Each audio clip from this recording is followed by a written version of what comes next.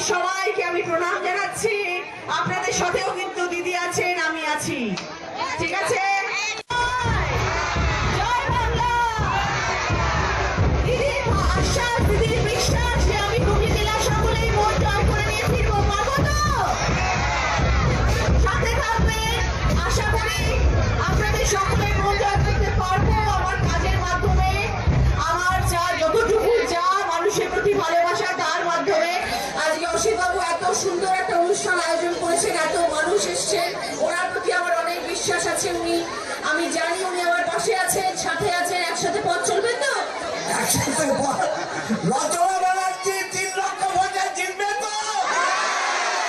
3 লক্ষ ভোটে জিতবে তো? অনেক অনেক বড় সামনে যুদ্ধ আছে, অনেক বড় পথ আমাকে অতিক্রম করতে হবে। আমি এই জায়গায় একজন নতুন, রাজনীতি মঞ্চে আমি নতুন, আমি রাজনৈতিক বক্তৃতা দিতে জানি না, পারি না। আমি শুধু একটাই জিনিস জানি যে যতটুকু কথা আমি বলি আমি মন থেকে বলি। সরে যান, আপনারা একটু সরে যান, সবাই একটু সরে যান। যতটুকু কথা আমি বলি আমি মন থেকে বলি। মানুষের মন জয় করতে কিভাবে হয় সেটা আমার মন থেকে হয়।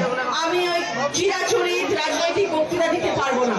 আপনার এখন আজকের দিনে মানুষ অনেক বুদ্ধিমান, তাদের প্রচন্ড ক্ষমতাশীল আছে, যারা জানে কোনটা ঠিক, কোনটা ভুল, কোনটা অন্যায়। আপনাদের সেই বিচার ক্ষমতা ভগবান দিয়েছে এবং আপনারা এখন যথেষ্ট বুদ্ধিমান। আপনারা জানেন কার পাশে থাকা উচিত, কার সাথে পথ চলা উচিত। আমাদের দিদি আমরা জন্য কি কি করছেন প্রতিদিন প্রতিনিয়ত আপনারা সবাই জানেন। অভিষেক ব্যানার্জির এই লড়াইয়ের কথা আপনারা সবাই জানেন। তাই প্রতিদিন প্রতিনিয়ত আমাদের এটাই চেষ্টা হওয়া উচিত এবং এটাই আমাদের মন মানসিকতার মধ্যে থাকা উচিত যে আমরা দিদির সাথে থাকবো, দিদির সাথে পথ অতিক্রম করবো, দিদির সাথে লড়াই করবো। এই লড়াই বিশাল বড় লড়াই। এই উন্নয়নের সাথে আমাদের থাকতে হবে।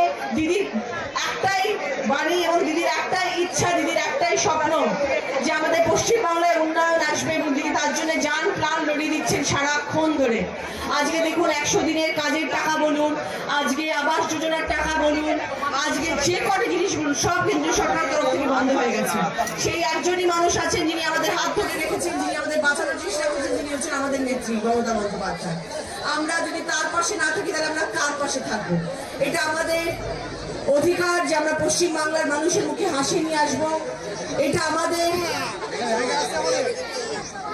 আমাকে বলে পাঠিয়েছেন আমার দিদি যে রচনা আমি তোমাকে চাই আমার পাশে। যখন উনি আমাকে বললেন যে রচনা, আমি তো রাজনীতির মানুষ নই, আপনারা সবাই জানেন। আমি শুধু মানুষকে আনন্দ দেওয়ার জন্য সবসময় এতগুলো বছর কাটিয়ে দিয়েছি ছবির জগতে, তারপর দিদি নাম্বার 1-এর মঞ্চে, যাই করি না কেন শুধু মানুষকে আনন্দ দিয়ে এসছি। তো দিদি আমাকে বললেন যখন তুমি এত বছর ধরে মানুষকে আনন্দ দিয়েছো এখন মানুষের মন জয় করতে যাবে। তুমি আনন্দ দেওয়া একটা জায়গা আর মানুষের মন জয় করে নেওয়া আরেকটা জায়গা। তো আজকে আমি হুগলি জেলার পাশে এসে দাঁড়িয়েছি মানুষের মন জয় করে নেওয়ার জন্য।